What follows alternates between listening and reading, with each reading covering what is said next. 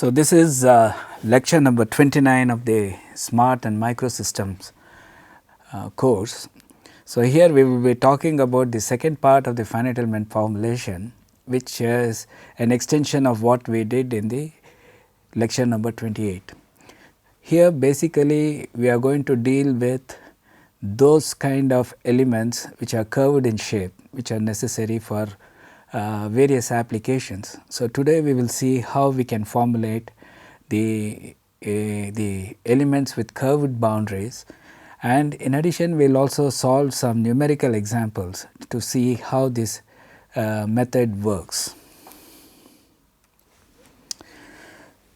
So, as I said earlier, till now we dealt only with straight edges elements. In practical structures, the edges are always curved, and to model such curved edges with straight edge element will result in enormous amount of degrees of freedom and also loss of accuracy. In addition, there are many practical situations in which the mesh density, you will not actually mesh it uniform. That is actually not advisable, because it is going to increase the mesh sizes, and also when the regions where the gradients, for example stress gradients or the magnetic flux or any such things are very high, and those regions require very high mesh density, whereas the other regions where the gradients are small or uniform, we can just use a smaller set of elements. So, in order to do this grading, curved elements are absolute necessity. So, how do we actually do this? There is a method called isoparametric finite element formulation, which help us to model these curved elements. So, how do we do this? The procedure that we adopt here is the elements with curved boundaries are mapped to the elements with straight boundaries through a coordinate transformation that also involves mapping functions, which are basically functions of map coordinates. So, we do have two sets of coordinates. One is the regular xyz coordinates and another is a map coordinates. So, we try to map the curved boundaries to a straight boundaries, do our computation on the map coordinates and come back to the original coordinate system. The mapping is basically established through a coordinate variation or transformation as a polynomial of certain order, and the order of polynomial is decided by the number of nodes involved in the mapping. Suppose you have 8 noded elements, then the mapping is going to be higher order as opposed to 4 noded quadrilateral element. Since we would be working with straight edge elements in the map domain, the displacement should also be expressed as polynomial of certain order in the mapped coordinates. So, everything, the displacements, the strain displacement will all be doing on the map coordinates. So, in this case the order of polynomial is dependent upon a number of degrees of freedom an element can support. We will come to that a little later now. Thus, in isoparametric formulation there are two sets of formulation, which is here, one involving the coordinates and the other involving the displacements. If the coordinate transformation is lower order than the displacement transformation, then we call such transformation as subparametric. That is, if the element has n nodes, all the n nodes participate in displacement transformation, but only few nodes participate in the coordinate transformation. Such a element is called subparametric element. On the other hand, if the coordinate transformation is of the higher order compared to the displacement transformation, such a transformation is called superparametric transformation. In this case, a small set of nodes will participate in the displacement transformation, while all the nodes participate in the coordinate transformation. Let us explain this a little bit. Suppose we have an element, we call this an element, a curved element having 8 nodes, which I write here.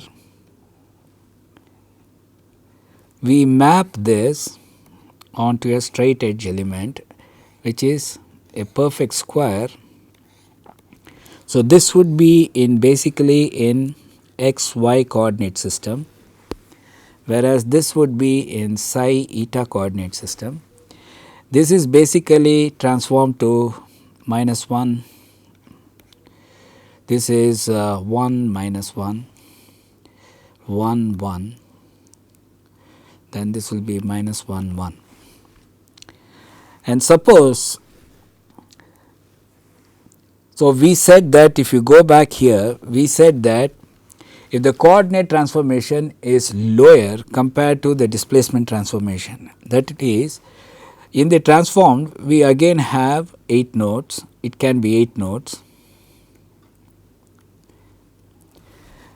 and if all the 8 nodes participate in the deformation, but only first say the corner 4 participate in the coordinate transformation, such a transformation is called subparametric.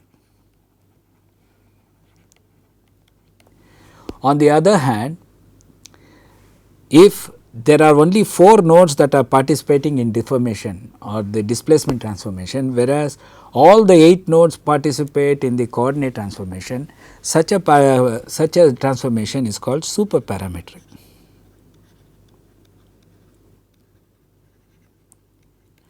However, in the finite element formulation, we neither use subparametric or superparametric. What we use here is, we use the same coordinate transformation for both displacement as well as coordinates. That is, all the nodes in the original domain will be participating both in the displacement as well as in the coordinate transformation.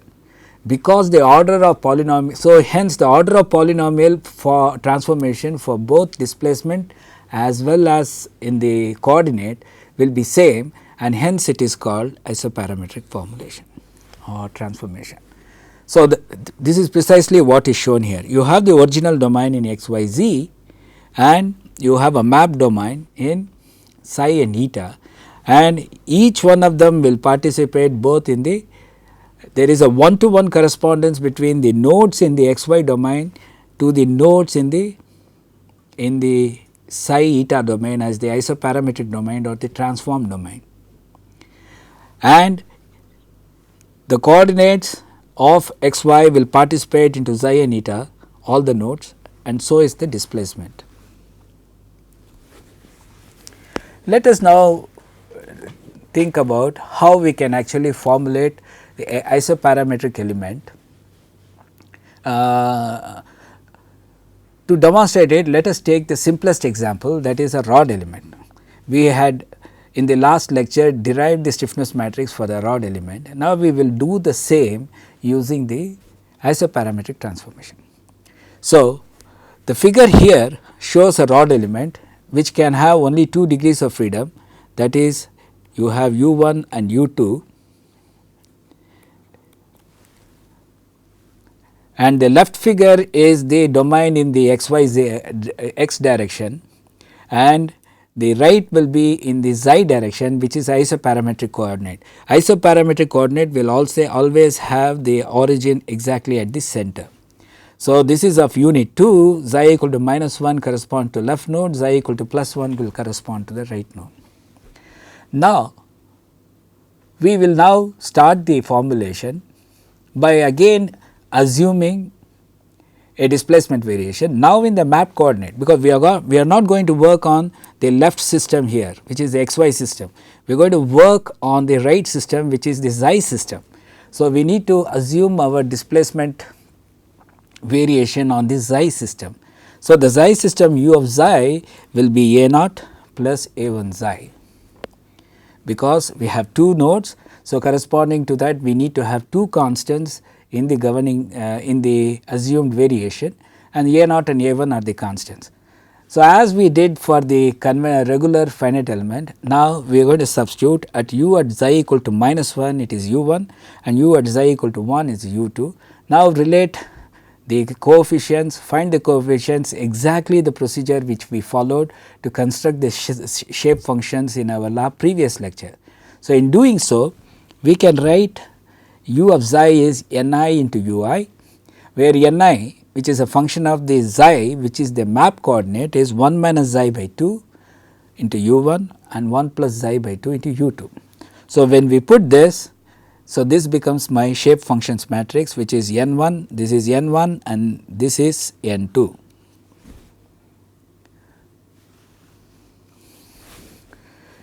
We also assume that the rectangular x coordinate, now we need to, because we also transforming from xy to xi, so we need to have a transformation for x, because there is the only one dimension, it is a one dimensional problem. So, only one coordinate will participate in the transformation. So, we need to have the rectangular x coordinate also vary as a function of the map coordinate what we have defined for the displacement. So, we said u equal to ni ui, x equal to ni xi. The same n will be used because the order of transformation is same, because it is an isoparametric transformation. So, x can also be written as 1 minus xi by 2 into x1 minus plus 1 plus xi by 2 into x2. In the above equation, x1, x2 are the coordinates of actual element in the rectangular coordinate system. We can see that there is a one-to-one correspondence of the coordinates in the original system and also the map system. And note that these shape function also satisfy the properties of the shape function, that is, it takes a value of 1 at the node where it is evaluated in the map coordinate, and the sum of the two shape functions is always equal to 1. So, now next see how we can derive the stiffness matrix. The derivation of the stiffness matrix obviously requires the computation of the strain displacement matrix B, which requires the evaluation of the derivatives of the shape function, which is with respect to x. Now, we have a problem, because we always we have the shape functions in isoparametric formulation in which is a function of only the map coordinate, which is xi coordinate in this case. So, we need to convert the xi coordinate derivative into x coordinate derivative. So, we need to get the derivative with respect to x coordinate. So, in this case, in the case of a rod, the B matrix will dn1 by dx and dn2 by dx. So, in order to get the transform the xi coordinate derivative to x coordinate derivative, we need what is called the Jacobian, and that is where we need the coordinate transformation variation. Let us see how we can get this. So, we invoke the chain rule of differentiation, which is used in the partial differentiation chapter of the mathematics, where we say dni, ni can be n1 and n2, dni by dx is equal to dni by dxi into dxi by dx. I could be 1 and 2. Now, in order to find dxi by dx, we need the isoparametric transformation of the coordinate. That is why we need a coordinate transformation. We have already said the coordinate transformation always uses the same transformation as that of the displacements.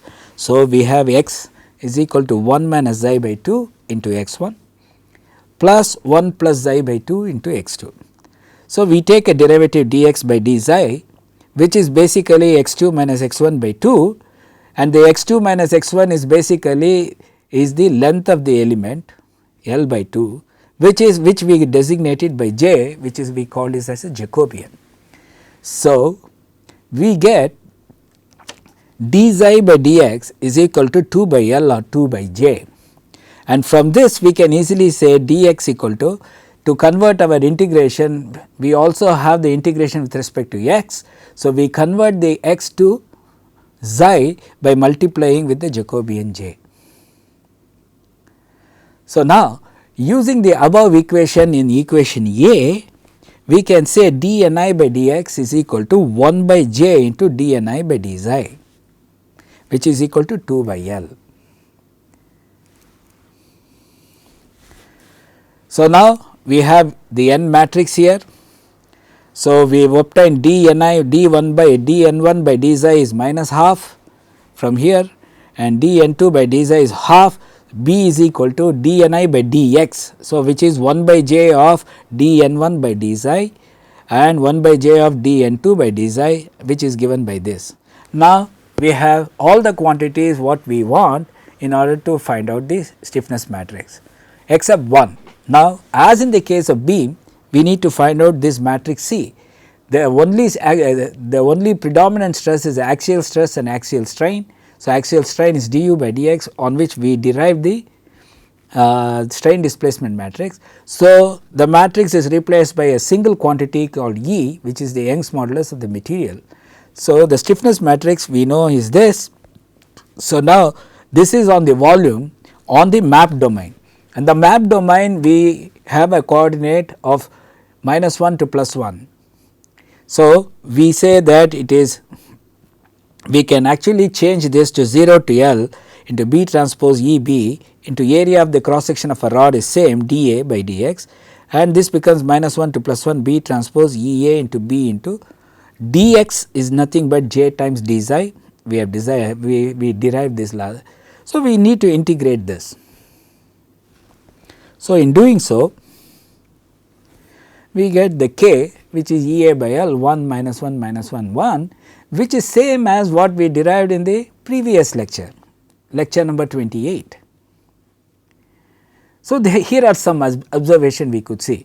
For lower order and straight edge element, Jacobian is always a constant value, which is normally equal to half the domain length and not a function of the map coordinate. However, for complex geometries, as we go along we will see, or higher order elements, Jacobian is always a function of the map coordinates. In such cases, integration, explicit integration like what we did here is not possible. Exact integration is not possible, as is then done for a simple rod. Then we need to, because basically the integration will involve what is called rational polynomial. Even today it is very difficult to exactly integrate the rational polynomial. So, this becomes very difficult. In such situation, what is the solution? Before finding what the solution is, let us see how we get these kind of matrices by adding a little more complexity to our rod model by introducing an additional node in the middle. So, it becomes a higher order rod. So, this is a higher order rod, which is shown here. On the left is the xy coordinate system, on the right is the xi coordinate system. So, the origin is exactly here. So, we have the xi in this direction. So, xi equal to 0 at the middle, and it again the unit is equal to 2, varying from -1 to +1. So, here we have 3 nodes. The nodes are located at x equal to 0, x equal to L by 2 and x equal to L in xy system, and xi equal to 0, xi equal to -1 and xi equal to +1 in the xi system. As I said, once we are mapping it, we will work only on the xi system. So, we need to assume our displacement polynomial in the xi system, which is given by equation B, and we note that it has 3 constants corresponding to 3 degree of freedom at x equal to 0, L by 2 and L. So, we have, and since there is 1-to-1 correspondence between the xi system and x system, we need to have 3 constants here, and the displacement variation can be given as given in equation B here, and you see that it is not linear, it is quadratic. So, we go by the procedure what we adopted for deriving this shape function. So, we substitute u equal to u at xi equal to -1 is u1, that is here, u at xi equal to 0 is u2, that is here, and u equal to xi at xi equal to 1 is u3, that is here. So, if we substitute and go through the procedures what we have adopted in the previous class, we can construct the shape function, and these functions are again quadratic because we have a quadratic variation in xi, which is given by xi into -1 plus xi by 2 will be n1, 1 minus xi square will be n2, and xi into 1 plus xi by 2 is n3. And we note that this shape function again will take a value of unity at their node, and it will be 0, at other nodes, and the sum of these 3 shape functions is equal to 1. So, next we need to compute the Jacobian, because that is required to convert the xi derivatives to x derivatives. So, since it is an isoparametric transformation, we assume the same variation as this as used in the displacement. So, we can write x equal to ni into xi, where xi is the coordinate of the x coordinate of the coordinate of the elements. So, that is xi into minus 1 plus xi by 2, 1 minus xi square by 2, and xi into xi plus 2, all multiplied by x1, x2, x3 as shown here. So, equation D is the coordinate transformation. Next we will see, need to take the derivative, and we will do the same thing in the map coordinate as we did before. So, dx by dxi will be equal to, which is given by here by taking the derivative of the coordinate with respect to xi, which is given by here. So, we see that unlike the 2 noded rod case, where the Jacobian was a constant, the Jacobian in the higher order case is a function of the map coordinate, and its value changes as we move along the bar. And suppose we choose my coordinate x2 exactly coinciding with the midpoint, then because of the symmetry, we find that Jacobian becomes a constant equal to L by 2. Then we do the same thing what we did, that is we convert this the derivative with respect to xi to x by taking the multiplying with j. So, the B matrix will become now 1 by j into 2 xi minus 1 by 2 minus 2 xi and 2 xi plus 1 by 2. So, once we have the B matrix, then we have all the quantities to evaluate the stiffness matrix. So, the stiffness matrix is given by integral volume B transpose C B. We converted into, remove the area into this and convert it into a line integral 0 to L by multiplying this with the area. So, we get this, and again dx will be equal to j times d xi. So, everything is in the psi coordinate system, and the integration limit is minus 1 to plus 1. When we substitute this into this, we see that we have a j square, and j is also, as we see here, is a function of xi, and we have a complex functions here which becomes very difficult to integrate, because the exact solution for this may not exist. So, the integration has to be done through numerical integration, and that is a standard procedure for all isoparametric elements. So, let us now shelf this for a while. We will revisit later after we describe the numerical integration procedure. So, we have seen that how complex the expressions become as we increase the complexity of the elements, add more and more elements, and make it more higher order. So, the evaluation of the stiffness and also to mass matrix for dynamic problems, specifically for isoparametric element, involves expressions such as the one shown in equation E here.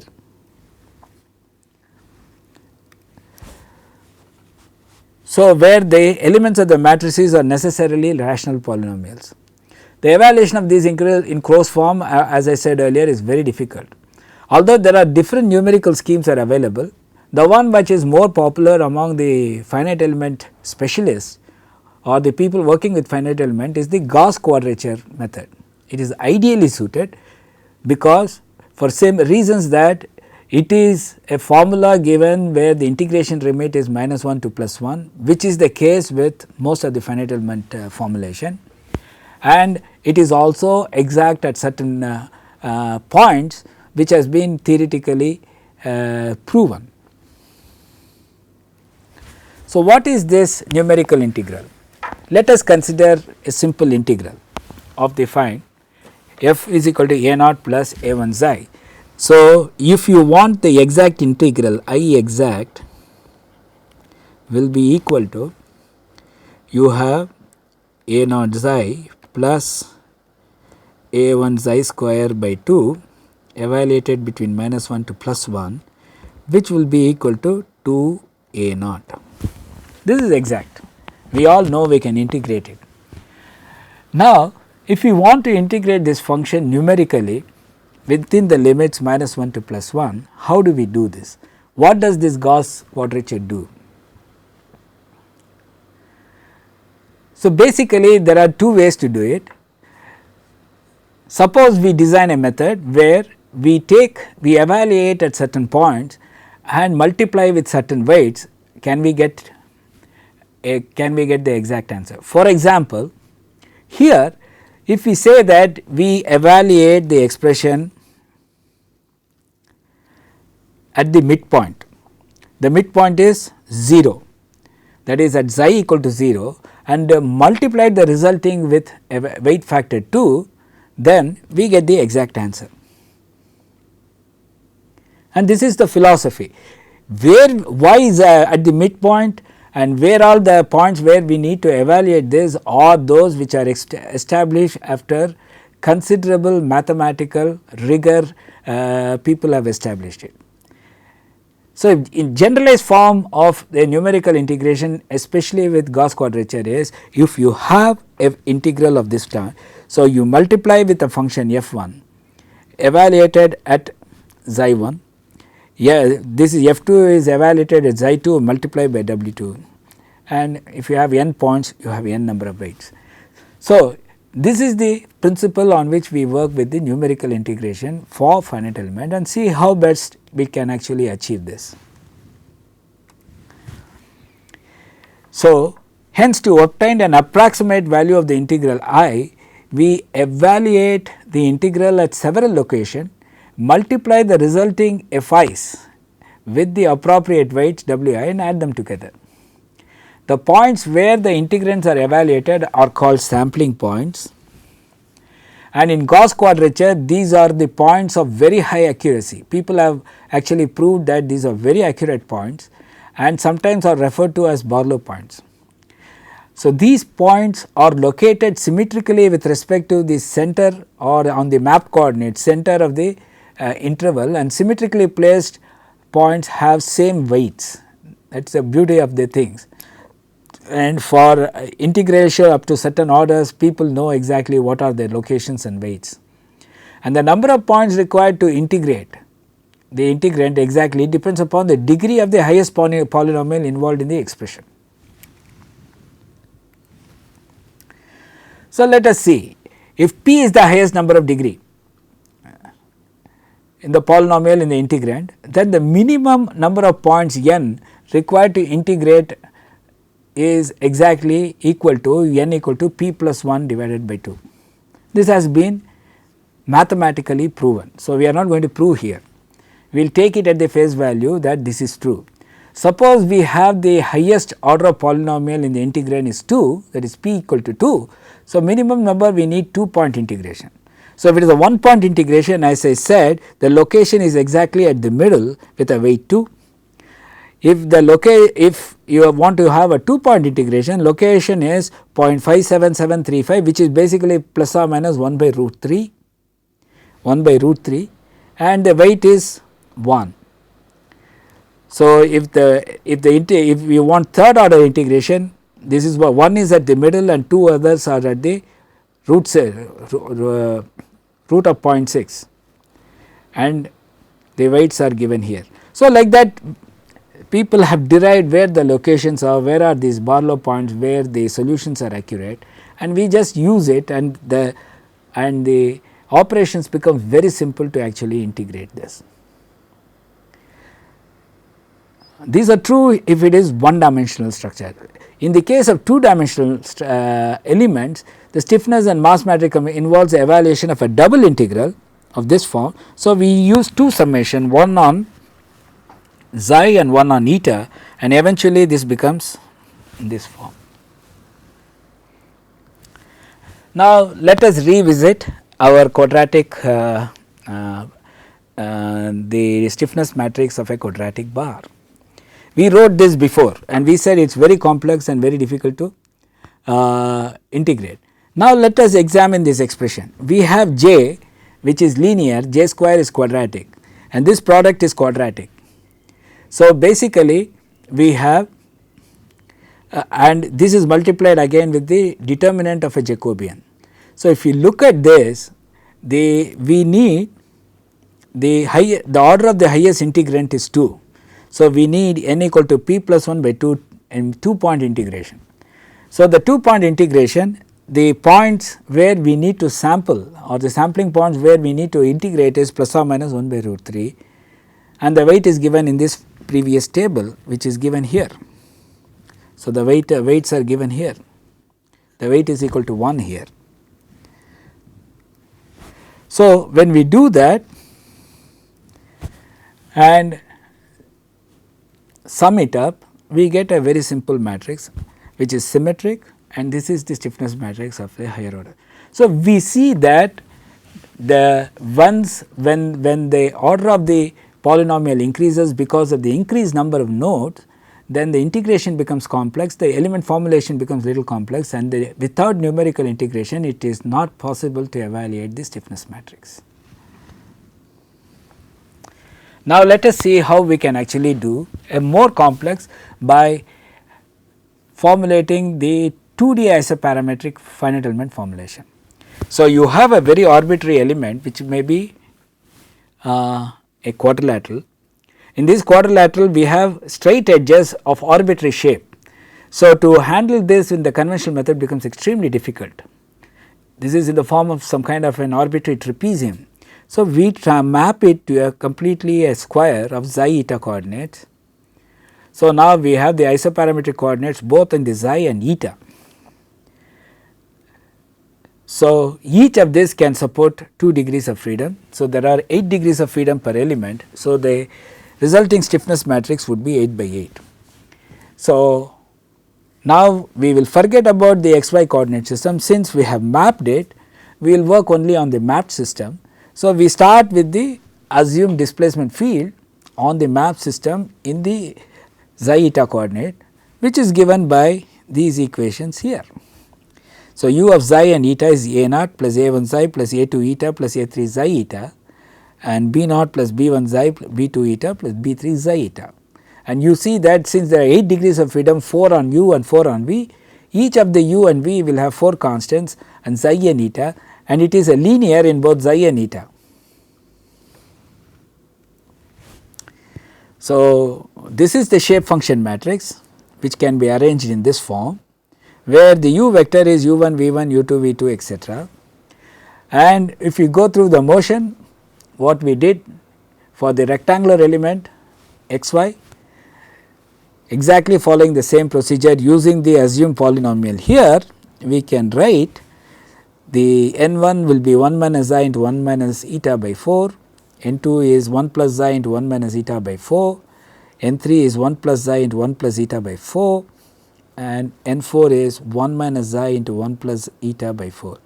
Each of this again follows the properties of the shape function, that is takes a value of 1 at the points where it is evaluated, 0 at all other points, and the sum of these 4 shape functions will be equal to 1.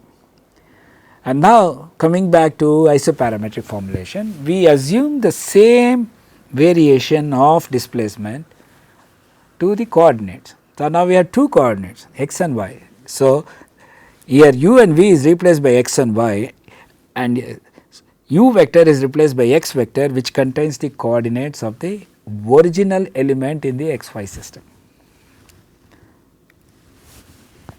So next we need to convert the xi derivatives to x derivative. So we use the chain rule on both x and xi, xi and eta. So d by d xi is d by dx into dx by d xi, d by dy and dy by d xi. Similarly d by d eta is d by dx into dx by d eta, d by dy into dy by d eta. So this can be written in matrix form, that d by d xi and d by d eta will be equal to one matrix into d by dx. So, that is this matrix is the J matrix is the Jacobian matrix. So, this is the Jacobian matrix. So, now we are interested only in d by dx and not d by dxi. So, d by dx basically will be equal to the J inverse of this into eta. One of the things that we have to be very careful is the J we should always be positive. The determinant of J should exist, it cannot go to 0. It can go to 0 when we are trying to map a regular domain to a completely 0 domain. So, one of the fundamental things in the isoparametric formulation is for the formulation for the mapping to exist, the Jacobian should always be positive definite. That is the fundamental thing, that is the J inverse should exist. So, only when the J inverse exists we can get the xi derivatives and eta derivatives converted to x and y derivatives. I am sorry, this is y derivative. So, once we have all these things, once we evaluate the B matrix, so from which we can easily get the B matrix because this is just the strain displacement matrix, and here in the 2D the third dimension is only the thickness. So, that are removed out and we have -1 to +1 in the x direction or the xi direction and -1 to +1 in eta direction, again dx and dy which is equal to j into d xi in d eta. And of course, we do not have single element in the case of a 2D element because there is a 2D state of stress. So, the constitutive matrix will be a full matrix which we have already derived it, which is given by this, where y, or it can be said as E, is the Young's modulus and nu is the Poisson's ratio. What we have seen now till now is how we can formulate the regular element which has straight edges. We did for the rod, beam and also rectangular element, and we also said if the domain is curved or even straight, how we can actually use the isoparametric formulation and formulate the element. And we have shown for rods and probably even beams we can show that what is formulated in the basically in the regular domain and the isoparametric domain will always have the same stiffness matrix. Now, we will actually use this developed stiffness matrix and solve some problems of practical interest. These are all very simple problems, as we know that if the complexity increases we cannot do these problems by longhand. A simple problems are basically taken to demonstrate these methods. Let us take a simple analysis of a stepped rod which is fixed at two ends, which is shown here, and there is a central point load. This is of course a problem which can be solved by regular analytical methods, but here we will try to use the finite element methods to actually solve this using the developed stiffness matrix. So, you have a central point load here, each is of length L, and you have the properties, this is 2 times Ya, Y is the Young's modulus and this is Ya. So, let us actually say that, so here we take it as 2 Ea, this is 2 Ea and this is Ea. So, now we take, so totally we have 1, 2 and 3, 1 degree of freedom per node. So, we have a 3 degrees of freedom element. What is the aim of this example? The aim of this example is to determine the stresses developed in this stepped bar due to a central point load P. So, let us take, we split up into 2 elements and we will write the stiffness matrix for each one of the elements. The stiffness matrix for the element is Ea by L into 1 minus 1 minus 1 1, but Ea is 2 Ea in the first element. So, the stiffness matrix of the first element will be 2 Ea by L in 1 minus 1 minus 1 1, and we will write that there is a local system and the global system. Locally this is U1 U2, this is the global system. So, this will be U1 and U2. The second element will have only Ea here. So, Ea by L U1 U2 U3 corresponding to the degrees of freedom U2 and U3. So, we write it as U2 U3. So, now in order to make sure that the force equilibrium exists at the interface between the 2 elements, we need to assemble this. So, when we assemble this, you will have U1, U2, U3. Now, while assembling, we will go and see U1, U1. So, there is a U1, U1 is here, which has a 2 EA. So, EA, so 2 goes here. Then you have U1, U2. So, U1, U2, U1, U2 is 1. So, basically this will be, this is U1, U2 is minus 2, which is coming from here, and 2 is multiplied, it is there, and U1 and U3 are not connected. So, it becomes 0. Then similarly it is symmetric. So, U2 U1 will be minus 2 and U2 U2. So, the U2 U2 is a combination of the middle degree of freedom, where there is a contribution from element 1 as well as element 2. So, the element 1 contribution is U2 U2 is 2, which goes here, and element 2 is U2 U2 is this one 1. So, 2 plus 1 will get added up here, and U2 U3 is only here, there is no U2 U3 here, which is minus 1, and U3 U3 there is nothing, no U3 here. So, U3 E3 is only this component that goes here, and the 2 by 2 system is upgraded to 3 by 3. Next, we need to see where the loads are. The load is, the degree of freedom is U1, U2 and U3. Correspondingly, we have F1, F2 and F3. In the first node, there is no load is there, only the middle node F2 is equal to P, which is a, and we need to see that these are a fixed end. So, that means there is no movement of this in the horizontal direction. So, U1 and U3 will go to 0. So, you need to solve only for one unknown here.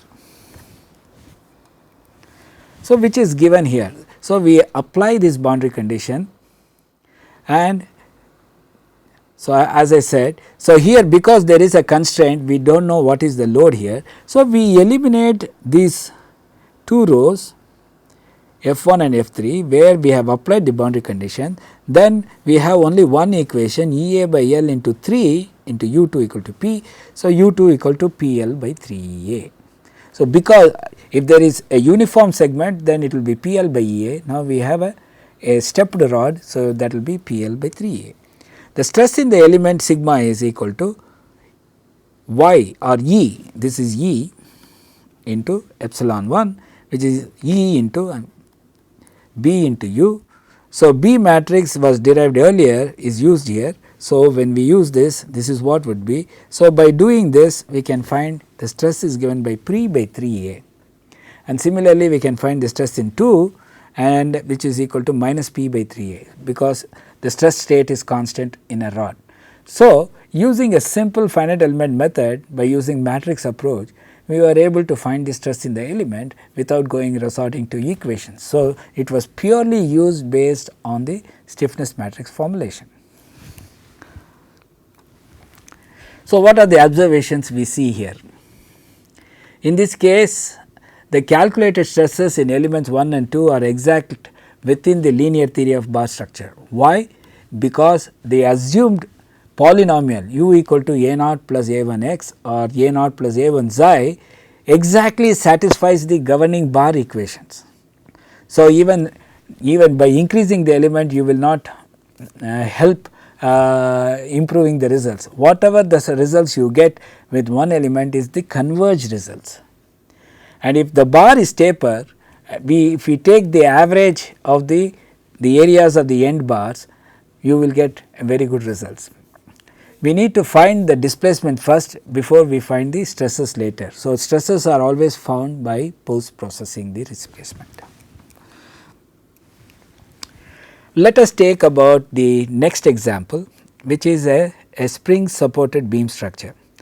We have given some properties here. The load is applied at the top, and the property, the material property E is given, the cross sectional property, the area moment of inertia is given. Where do you find these kind of structures? These are very common in the case of microsystems. The microsystem basically has the silicon wafers over which these beam structures rest. So, now in order to find the bending of the beams will create a capacitance, which is basically depends upon the type of sensor, and measuring the capacitance will basically give the sensing component of what you are trying to measure. So, typically the material, the silicon substrate is basically the effect of silicon substrate on the beam structure are basically simulated through a spring.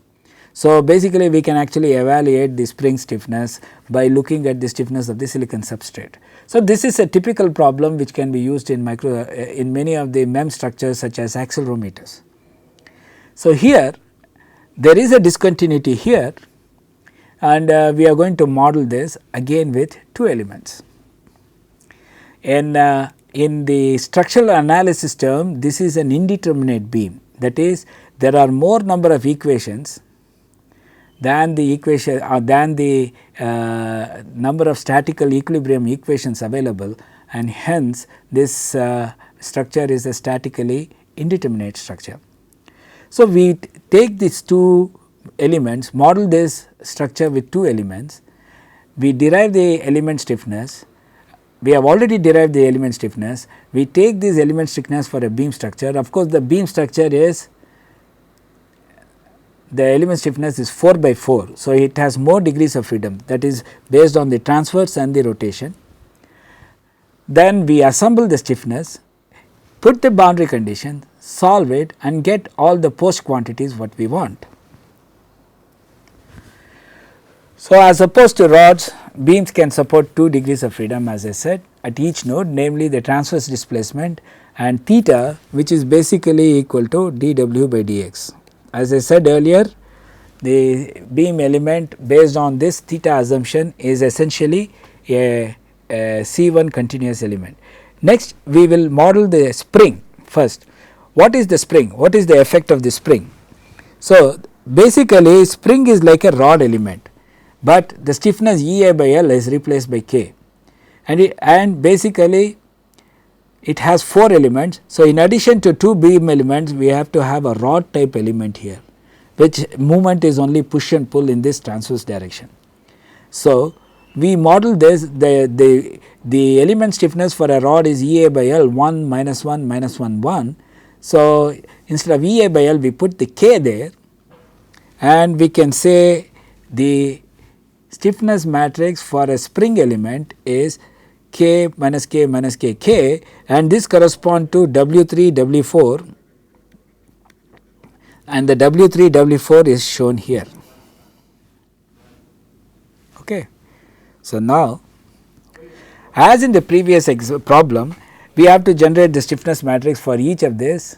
As before, we see that the node 2 is a common point for the element 2 and 1 and 2. That means, the contribution of the transverse displacement to 2 and the rotation at 2 will be there for both elements 1 and 2.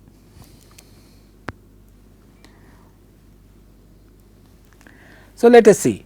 Now, we generate the stiffness matrix. So, the total number of degrees of freedom what we have, if you look at it, this becomes u1 theta 1, w1 theta 1, w2 theta 2, w3 theta 3, w4 theta 4. So, it has 8 degrees of freedom. Why? Because there are 4 nodes here. If you look at it, there are 4 nodes, node 1, 2, 3 and 4. And so, this is the assembled stiffness matrix, and you can clearly see that for the theta component here, there is the addition of the stiffness that is coming from the transverse displacement here is added here, that is coming here, and that can be clearly seen in the addition of the matrices. So, now this is the assembled stiffness matrix where we add the component and we say K prime is KLQ by EI, and now we assume we put that this is a, so here the boundary conditions are, it is a fixed end. So, we have the transverse displacement W is 0 here and the rotation is 0 here. Here this is a hinge, there will be rotation, but the transverse displacement is 0 here. Here nothing is 0. In addition, here the rotation will be 0, will be non-zero, but the moment is 0. It cannot take any moment because it is a hinged. So, we apply these boundary conditions here. We say that W1 theta 1, W2 and W4. The W4 is here is the fixed end. So, here there is nothing happening here, both the W4 is 0 because this has only no theta 4, there is only W4 here, that is 0, and we also apply M2 and M3 equal to 0. So, here because we are putting a spring here, it cannot undergo any moment. So, we say that the moment here is 0. So, these are the boundary conditions we apply here, and after applying the boundary conditions, we delete the corresponding rows and corresponding columns and get the reduced stiffness matrix, and the reduced stiffness matrix is given by here. And you can clearly see the W3, there is a component of the transverse K, and that is why you have a K here, and we can, it is a simple 3 by 6 system which can be, and you can also note that the load at if you look at it, the only active degrees of freedom are theta 2, W3 and theta 3, that is the moment at 2 is 0 because it cannot take it, the moment at 3 is 0, it cannot take it, but the shear force at the 3 is present there. So, that is a concentrated load that is coming from here, this is the node 3. So, once we have this, we can solve for the equations, and once we solve this, we can get the displacements at the rotation at node 2, the displacement at node 3 and the rotation at node 3 given by these expressions.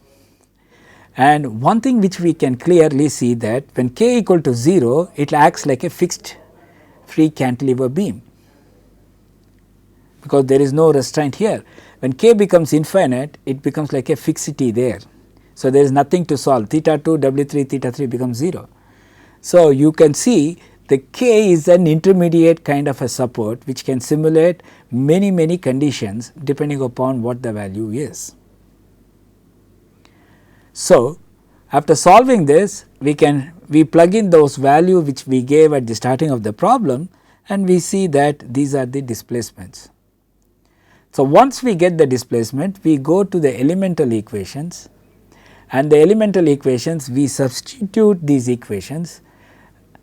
The elemental equations relates the shear force and the moment in each of the beam element to their respective displacements. We plug in there and we can get the shear force and moment at each one of these segments.